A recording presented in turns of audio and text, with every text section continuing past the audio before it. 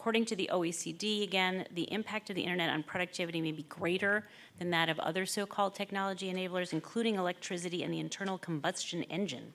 It lowers barriers to starting and operating a small business, improves quality and quantity of information available at a far lower cost. The internet also facilitates trade, according to the OECD, because it allows the expansion, aggregation, and globalization of markets, as well as the customization of goods and services. And this is also important to innovation. There's recent research that shows that firms that are exporting are more likely to innovate. So in addition to the economic stakes, we've heard a lot today about the social stakes in the internet, but the U.S. also has a political stake in the internet. And I'm sure a lot of you have been following the work that the State Department has been doing, incredible work to support those who would use the internet to empower themselves politically and to exercise values such as freedom of speech. So internationally, we have a huge stake in getting this thing right. And the second point I'd like to make is that the success of this global internet and the benefits that we've been able to achieve is no accident. Just as we set in place a framework in the mid-90s for the domestic evolution of the internet, this framework was adopted internationally as well. It had an international component. The U.S. principles were echoed by Europe, which took a similar, though distinct approach through the EU's Electronic Commerce Directive. The U.S. and the EU developed a privacy safe harbor for data transfers. This allows data to be transferred to the U.S. as long as the company doing the transferring is regulated by the FTC or the Department of Transportation, and the company follows a less regulatory version of the EU data protection principles. The OECD socialized this approach. It had a 1998 Ottawa ministerial which called for an industry-led approach. It created a framework through its privacy and e-commerce guidelines, which I'll talk about in a minute, of high-level principles, transparency, cautions against practices that create unreasonable risks of harm to consumers, and these helped e-commerce to expand by balancing protections with freedom of commerce. The general thrust of these policy strategies was away from placing the onus on policing content on the entities that sit on top of the physical infrastructure, the internet intermediaries.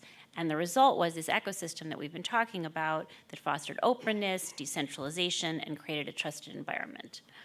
It meant the internet could be a conduit for freedom of information, and it gave rise to the participative web. It meant everyone could be a speaker, a producer, and a consumer of information, goods, or services. So that's the good news. The bad news is, number three, that today the need for a single internet is increasing, increasing data flows, cloud computing, new applications, but the consensus that was agreed upon internationally is fraying on a whole number of fronts. And I'll just tick through them because I think a lot of you are really familiar with this and it's been alluded to before. So there's regulatory divergence, different rules on privacy, data retention, and law enforcement access, and the liability of intermediaries. As you know, in Italy, 3 Google executives were thrown in jail because of a video posting.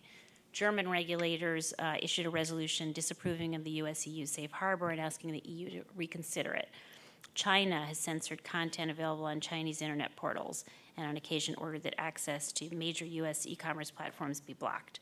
So there's regulatory divergence. There's also intellectual property infringement issues that have been rising up. German courts have ordered monitoring by internet marketplaces after a counterfeit good has been found to be sold on their site. Neelie Kroes, the EU Commissioner for the Digital Agenda, recently said that European copyright rules are out of date and require a major overhaul because they have given, quote, a more prominent role to intermediaries than to artists. Censorship. As you all know, it's been in the news a lot. Secretary Clinton has said that we in the U.S. stand for a single internet where all of humanity has equal access to knowledge and ideas, and we recognize that the world's information infrastructure will become what we and others make of it. But in the last 2 years, we've seen unfortunate spikes and threats to the free flow of information, and then a lack of consensus, as you've heard, about how U.S. companies should respond. And then there are also a bunch of new fora that are coming into play, a number of entities, including the ITU, that are looking at the internet and considering frameworks to regulate it. So the bottom line of all this is that this consensus that we had is fraying, and we run the risk that the internet will be atomized and that you'll wind up with state-by-state regulations, and that the growth of entirely legitimate internet-related businesses will be chilled as intermediaries attempt to comply with the most stringent of the new rules.